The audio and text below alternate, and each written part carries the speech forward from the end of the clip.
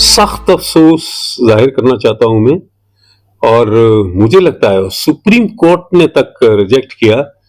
उनको खुद खुद खुद अगर थोड़ी बहुत शर्म है तो उनको कैबिनेट से रिजाइन कर देना चाहिए, क्योंकि ये जो मुद्दा है वो पूरा हिंदुस्तान इस लड़ाई को लड़ रहा है, पूरा मुल्क लड़ रहा है।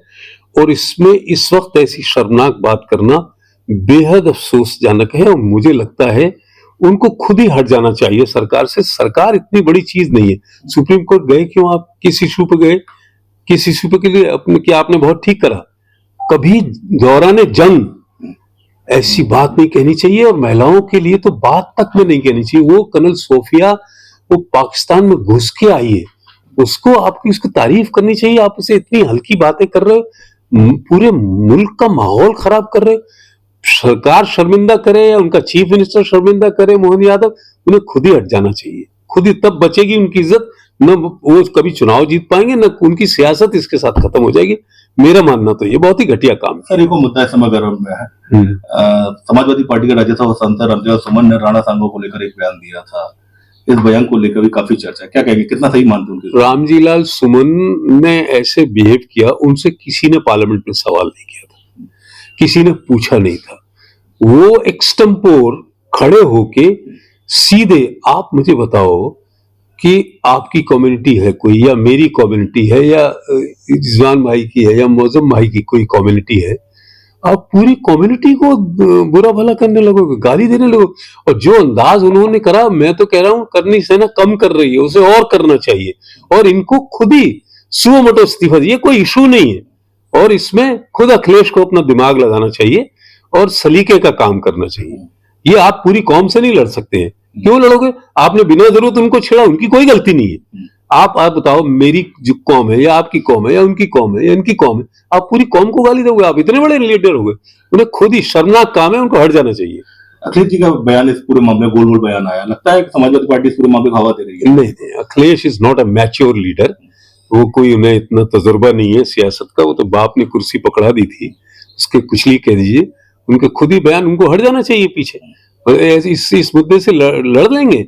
आप एक पूरी कम्युनिटी को, जो जाबाज कम्युनिटी रही है, ऐसे आप उसे ऐसे ऐसे कंडेम करोगे? खुद इसके पीछे नहीं पड़ना चाहिए, इनको तनहा छोड़ देना चाहिए। ये मेरा मानना है। और बहुत ही शर्मनाक काम किया उन्होंने। विपक्ष लगातार मांग उठा रहा था जनगणना को लेकर। भारतीय जनता पार्टी, पीएम मोदी ने भी कह दिया जनगणना होगी। तो लगता है कि मंडल कमंडल की राजनीति एक बार फिर मुखर होगी। मैं दो बात कहना चाहता हूं इसमें। इस मुल्क में सबसे पहली जनगणना हुई थी 1931 में। एसी टर्नर ने करी थी। अंग्रेज था तब, मुल्क आजाद नहीं हुआ था। उन्होंने करी थी एडमिनिस्ट्रेटिव पर्पसेस के लिए। वो सही जनगणना थी। एक कलेक्टर जब जाता था तो उसे पता होता था डिस्ट्रिक्ट में कौन कम्युनिटी है कितनी, या किसके लिए क्या करना है, किसके पास कितनी जमीन है, किसके कच्चे घर हैं, किसके पक्के मकान है, सब कुछ करा था। वो जनगणना बाद में जब मुल्क आजाद हुआ तब दूसरा शक्ल लेने लगी। मंडल कमिश्नर वीपी सिंह ने लागू किया। वीपी, वो भी केस सुप्रीम कोर्ट में गया 9 जजेस की बेंच में, और कॉन्स्टिट्यूशनल बेंच करती है इन चीजों का फैसला।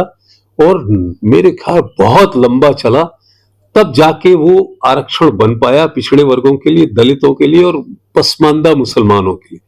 जो मुसलमान गरीब तबके से आते हैं उनके लिए इसमें है बैकवर्ड रिजर्वेशन में। फिर उसके बाद एक जनगणना बिहार में हुई, और एक जनगणना, मैं जिस वक्त मिनिस्टर था बीजेपी का, मुझे अटल बिहारी वाजपेयी ने ज्वाइन कराया था और शिकाबाद कराया था। मुलायम सिंह की कॉन्स्टिट्यूएंसी थी।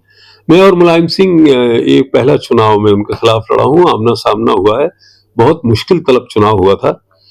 जनगणना में क्या हुआ कि राजनाथ सिंह ने जनगणना शुरू कर दी, बिना सबको कॉन्फिडेंस में ऑर्डिनेंस ले आए, उसे पास करा दिया, विधानसभा में पास हो गया, लॉ बन गया, और 395 वैकेंसीज निकल गई, 600 करोड़ रुपया खर्च हुआ। मैं मिनिस्टर रहते हुए सरकार के खिलाफ सुप्रीम कोर्ट में चला गया 226 में, 226 में। कॉन्स्टिट्यूशनल बेंच बैठी। बारूचा साहब, जो रतन टाटा की फैमिली को बिलोंग करते थे, वो चीफ जस्टिस थे। 9 जजेस की बेंच में गया, फिर 7 जजेस की बेंच में गया, और मुकदमा बहुत लंबा चला। जिस दिन तारीख पड़ती थी, सब लोग ये समझते थे सेंटर में भी सरकार है, अटल बिहारी वाजपेयी प्राइम मिनिस्टर है, वहां राजनाथ सिंह चीफ मिनिस्टर है, ये हार जाएंगे केस अशोक यादव। और मैं अकेला लड़ रहा था। मेरे साथ पहले कई मिनिस्टर थे सरकार के बैकवर्ड, फिर धीरे धीरे वो किसी लालच बस छोड़ के चले गए, तो मैं अकेला ही खड़ा रह गया और अकेला मैं लड़ता रहा। और मैं सरकार, हालांकि कपिल सिब्बल थे, सलमान खुर्शीद थे और बड़े बड़े वकील थे, कई वकील छोड़ भी गए, राम जेठमलानी छोड़ गए थे और वो एक लॉ मिनिस्टर रहे थे शांति भूषण साहब, वो पहले थे फिर छोड़ गए। तो बहुत मैंने उसमें सर्द गर्म देखा है कि वो, मैं कहता हूं कि मुसलसल दुश्मने जाना की निगहबानी में रहना है, जहां घड़ियाल रहते हैं उसी पानी में रहना है।